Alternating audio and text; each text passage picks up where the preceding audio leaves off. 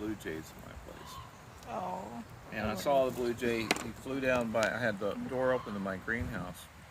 He flew down in front of the door about 10 feet from it, and he'd start looking intently.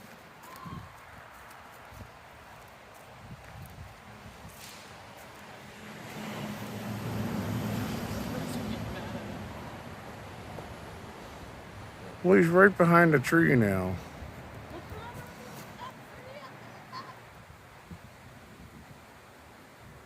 Behind the tree, if you go over this way, you'll be able to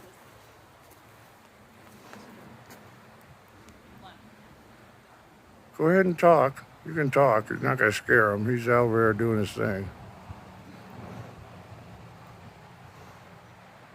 guys don't follow me. I mean, termites. Whoa, you're going on the rock? Like, what the?